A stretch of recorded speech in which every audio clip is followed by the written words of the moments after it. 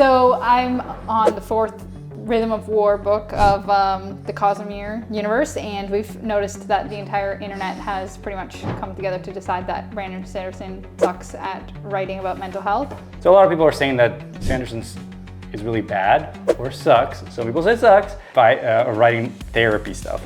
Mackenzie's gonna defend him. No, I'm not.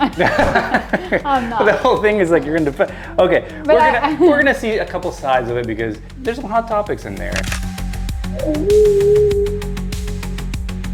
My wife is an Anglican priest, and she spent a year as a chaplain at a hospital. Dead at COVID time, where it wasn't a regular hospital too. What was the other side? Well, that hospital has a forensic mental health facility, so they have a whole section that's like locked down, the style of lockdown of like a maximum security prison. People that were found criminally not responsible for violent crimes. Yeah, mostly. Okay, so I just some credibility because we have an issue. So I'm on the fourth Rhythm of War book of the Cosmere universe, and we've noticed that the entire internet has pretty much come together to decide that Brandon Sanderson sucks at writing about mental health. And I agree with him. You're not there in the book yet, so let's just say I'm the expert. And the credibility. In more ways than one. Yeah, sure. Not to mention I have a few mental health issues of my own. Come on. So a lot of people are saying that Sanderson is really bad or sucks. Some people say sucks at I wouldn't go that far. by writing therapy stuff. Mackenzie's gonna defend him. No, I'm not. I'm not. The whole thing is like you're gonna defend. Okay, we're gonna see a couple sides of it because there's some hot topics in there, and I mean the book in general. This one it lost me. Let's give a little context. We're on the fourth book. Alex is a lot further behind than me. Like it's like a 70-hour audiobook for context, and I've been joint audio and literal reading it. So but I've already like taken the liberties to kind of spoil some things for Alex, which is that Kaladin's main storyline becomes about mental health, and especially like PTSD, mental health of war survivors and that type of thing. I've mentioned to Alex, the reason Alex is only 10% in is because he takes my word as gold, and I've been complaining about the book and telling him it kind of sucks, so he hasn't exactly been motivated to getting back to it. So I will say the book is really, really slow. I know I said I wouldn't use the S word, but it is, yeah, it borderline sucks. But I'll hold my judgments till we finish the book, until we finish the whole series, to be fair. I think we owe Sanderson that much. Before we go like really into it, give some like practical context of like why you are kind of credible. Why like well, what have you done? Credible, but basically you have a point. We have a little perspective on it because obviously priests, chaplains, we give all kinds of like what they call now psycho-spiritual care, which is like the clinical term, right? But basically people tell us our problems and we tell them how to fix their life. Right? Like to put it in and you studied, of course, we don't talk out of our butts, right? So, but no, so obviously like within the clinical setting, like both like the forensic setting and also just the standard hospital setting and in standard like priestly care. You've seen people, you've been there. We work with a lot of people, and we talk to them about a lot of their struggles, and some of the psych industry is kind of cheesy in the way they talk about mental health, and it can actually distance people from actually wanting to talk about their problems, especially people who've really experienced things, like people who were brought up in gangs and stuff like that, like some of the people like have worked with, you know, they're kind of like, oh, I don't want to do any of that clinical stuff, right? So because they think, oh, it's gonna end up on medication or whatever, you know what I mean? So that like if you go too far down that rabbit hole, people don't want to engage with it, right? And I think that's what my point is. I think that's what Sanderson, that's the mistake he's making. Yes, people are complaining about the way it's written or the writing, but I don't think they mean the right, like there's something deeper under what they don't like. I don't know, like some of the comments I saw, like one of the ones that got pulled that Alex showed me before was saying that it sounded like the mental health textbook and stuff like that, and so I think that kind of is the criticism, that he goes like a little too clinical on it, and so instead of you like actually feeling the emotion of Kaladin and his like peers that he's now working with, if you're familiar with the storyline, you're kind of just like, oh, this is the problem that people experience, and da-da-da. You don't actually like feel it. Do you know what I mean? Like you're not like actually looking through his eyes and experiencing the pain. He's telling you the problem. He's telling you about his pain. Living the problem. Yeah. So the way the narration comes off is very like, oh, like his dad's like, tell me how you feel. I could never understand how you feel. And then he's like, this is how I feel. And people never understand me. Like a bad government infomercial about depression. Mental health. Yes. Dwight, you ignorant slut. Yeah, it's very much that. So that's the problem. So it's not like you're like actually like, because obviously everybody likes when we can see our lived experience on the page, right? Like, so obviously everybody wants to see mental health on the page, right? Because we all experience it. That's why the Bible is a bestseller. But it's just that I think Sanderson is coming at it. Like I think he really was intentional to not be offensive in his approach. And in doing that, he tried to make a character who like approached it in a way that very above board, you know what I mean? Whereas, like, I've read lots of books that have, like, mental health characters. Like, for example, Sarah J. Maas has Nesta, right? Everybody knows about Nesta. I hate Nesta. Right? She sucks. Like, they say you either are Nesta or you hate Nesta. The people will get it. Alex hasn't read. He did read the first Throne of Glass, though, Green Flag. He hasn't read A Court of Thorns and Roses. But for me, I don't like Nesta. But at the same time, you actually see her pain. Like, that's why you don't like her, because you're seeing her through like her own eyes, and her struggles.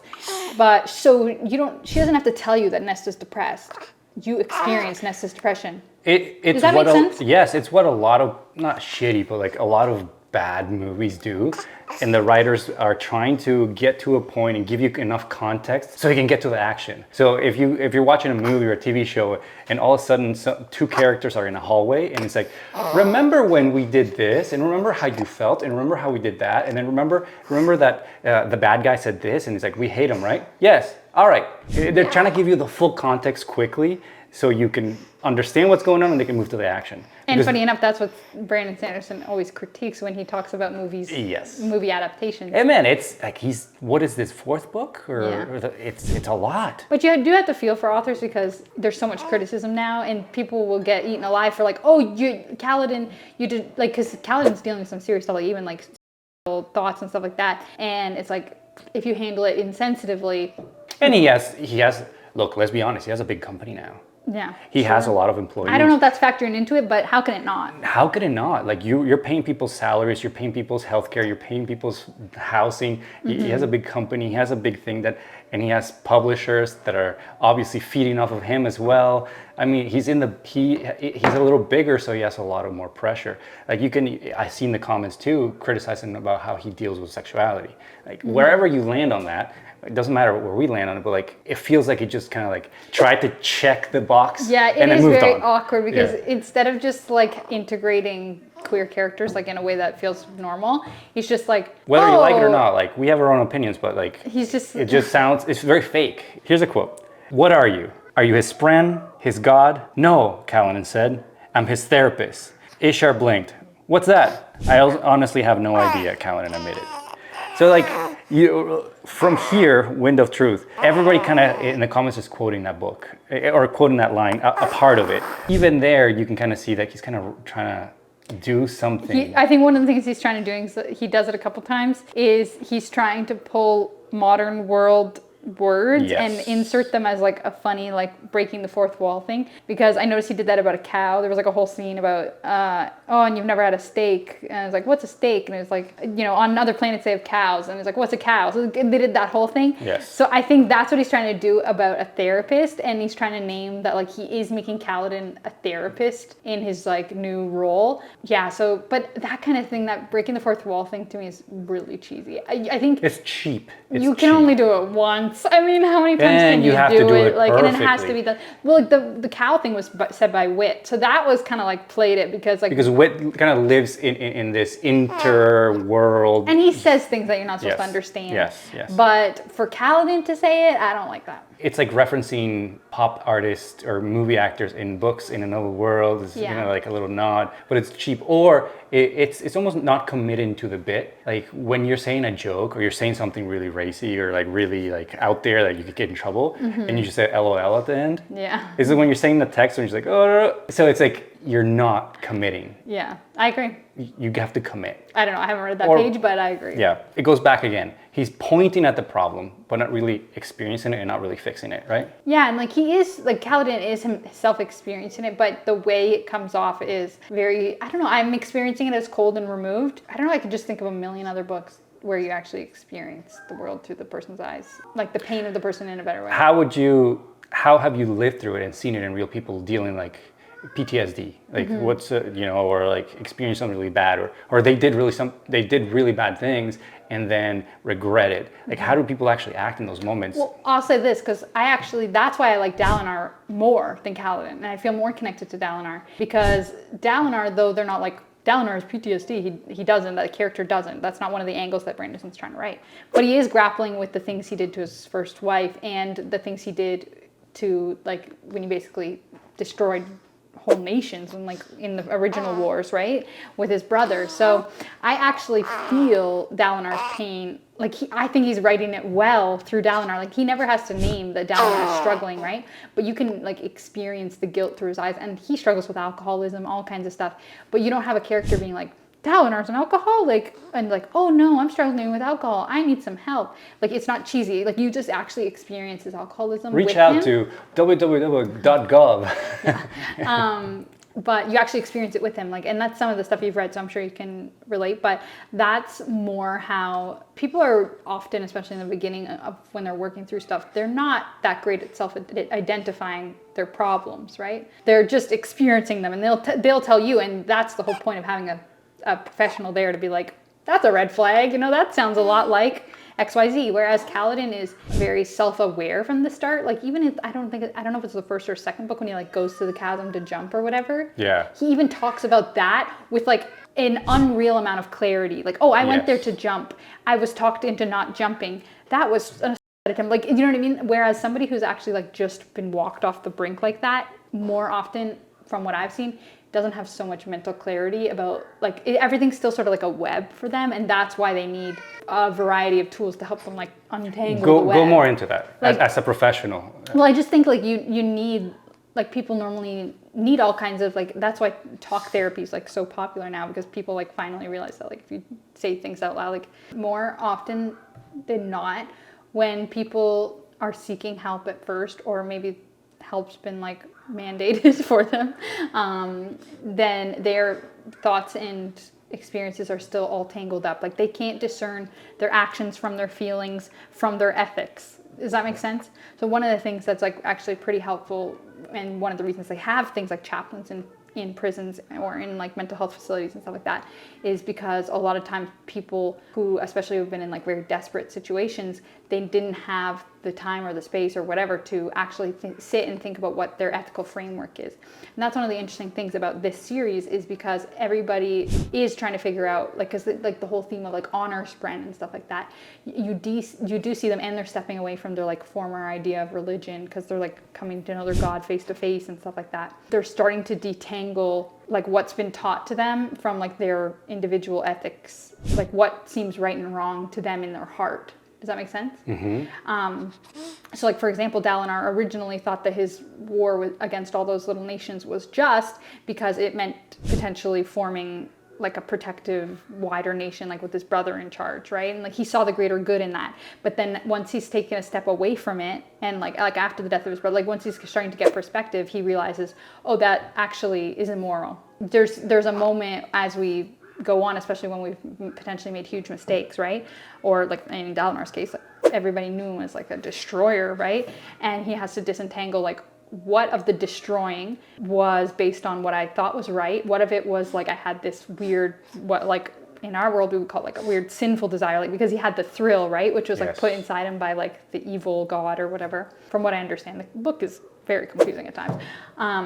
So he's trying to figure out now, what do I believe about war? There's certain parts of it that I have to figure out, Dalinar has to figure out, what are his actual ethics? What were the ethics that were imparted to him by, like, external the system? Force. Yeah, the external force, the needs of the kingdom, his brother's opinions, like, the XYZ, the Spran, XYZ. What was, like, his weird testosterone, basically? Like, what was just him being, like, an unmanaged boy? And he's having to sort through all that. Do you think that Brandon Sanderson, as a theologian, or as a person that's studied theology, that's read, you know, all the different theologies and learned how people are, like, the Bible, the Quran, all that stuff, do you think he's doing a good job at presenting the religion? I'm finding it really confusing. And what does that mean, confusing? I don't know, I just find I can't find the through line, if that makes sense. Like, I'm constantly trying to piece together, like,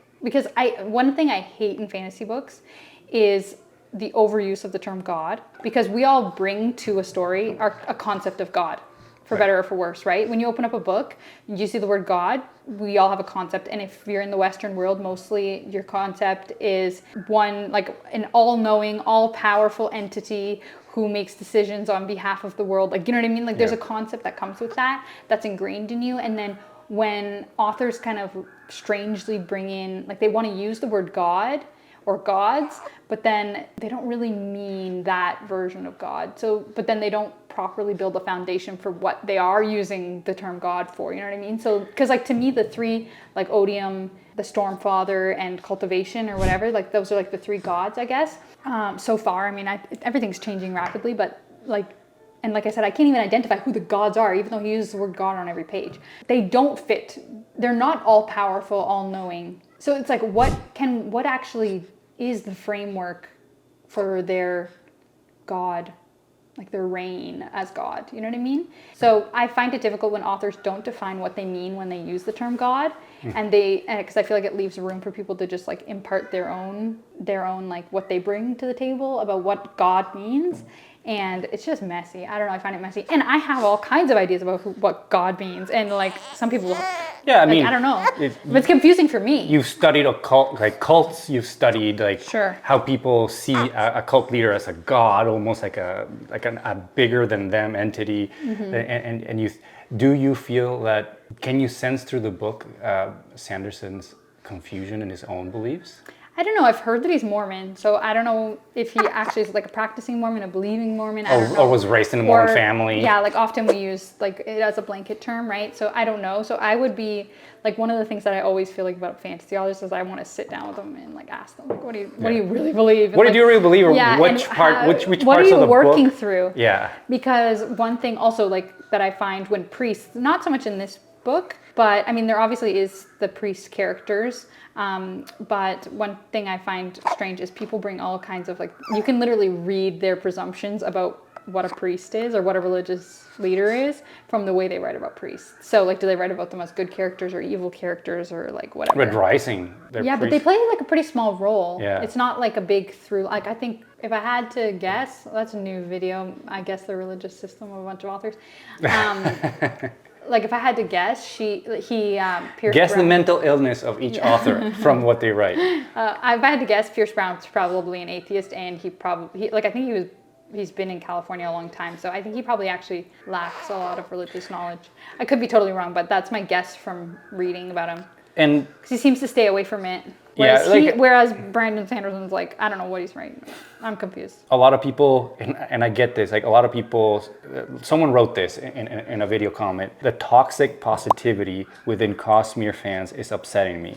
How will Sanderson improve if we all pretend everything he's doing is great? How do you criticize something inside a community that you love? Like I was just gonna say, this isn't a hate video, you know what I mean? Like we like Brandon Sanderson. We're rooting for him, but at the same time, I'm 40 hours into this book, so we're pot committed. Or like I'm 800 pages in. We have to get to the end. So it's like I'm not talking crap about Sanderson, but I do think you read literature in order to critique it. Like that's the whole point of art, right? You go to an art museum and you talk with your friends about what you see. You're not shitting on Van Gogh. You know what I mean? Well, you might be, I don't know. Yeah. But you know what I mean? Like that's the whole point of art, is to engage with it and critique it, and everybody's gonna have their own critique based on their own experience. And like that's the whole point, you know what I mean? So I think Brandon Sanderson, like he's a big boy. He can handle like a little criticism. Like surely his mountain of cash is gonna comfort him. He can wipe his tears of cash when he sees this video, I guess, of us politely critiquing him. Yes. But also like one of the things that I've learned reading, like in other genres where authors have like tons of books, like for example, like in the romance industry, some people have like 25 books. They have tons of books, and they typically pump them out like really fast, which Brandon Sanderson kind of does that too. But like for example, Elsie Silver, like I'm a huge Elsie Silver fan. I just read her, who's a romance author. I just read her most recent book. I hated it. If somebody's like, oh, do you like Elsie Silver? I'm like, yeah, I love her. You know what I mean? But that storyline, that couple, that whatever that she just wrote, it wasn't targeted for you. It was for somebody else. Yeah. There's other stories that resonate more for our life, and that's just it. I mean, I was a big fan of The Wheel of Time, which Sanderson was part of writing as well at some points. And it's massive. I haven't finished it. I think I was on book 10 or 12 or I don't know. Mm-hmm. But I really like that one. But another video. But yeah, when I think if you don't have a real end to something, characters start breaking down. Fake religions that you created start breaking down, and you never know. He might have been, because I know this Sanderson has like people to keep him on the theology, keep him on the line, on the storyline, so he doesn't just be I'm grumpy today and Kaladin did this and it's completely out of character. Yeah. But I mean, maybe he fired a couple people and he's a person too. He's not just writing for the fans. Like authors don't just write for the fans. There's something about this mental health storyline that means something to Brandon Sanderson. Yeah. So why am I the one to tell him he shouldn't write about it or how he should write about it? For whatever reason, he's writing it that way. So it's like, yes, it's a combination of obviously established authors already are thinking about what the fans are going to think about the next book. Duh. That's sometimes where they choke up, right? So where's your wrap up for this idea, this feeling that a lot of people are kind of like hating on him? I'm just gonna say let him cook. Let him cook. Let's see if he pulls it together. Well, I mean, he's already cooked. Like the cake is in the fridge, but we just haven't eaten it yet. Yeah. So I don't know. We'll let him cook. Yeah. If you've read the whole thing and you already came to your opinion, that's fine. But the next time he releases a book, maybe try it again. Yeah. The funny thing is, the first Brandon Sanderson book I ever picked up was like 2 years ago. Was Tress of the Emerald Sea, which is like a standalone, totally different, unique writing style from him. I hated it. I literally read the first 2 pages. I was like, what is everybody on about this Sanderson guy? Like, I do not like this book. I literally couldn't get through the first like chapter, and I put it down and never picked it up again until we went back to his more like high fantasy stuff when we started reading them together. So like, just let the man cook. Yeah. Read what you like out of him, and whatever you don't like, write about it on X. Yep. That's what we're here for, all right? All right. Hopefully, this answers some questions from my academic friend over here. Friend. All right, thank you guys. Leave us some comments. Tell us what you think, because we wanna hype. We wanna. Also, maybe we're just completely way off because we haven't finished the book.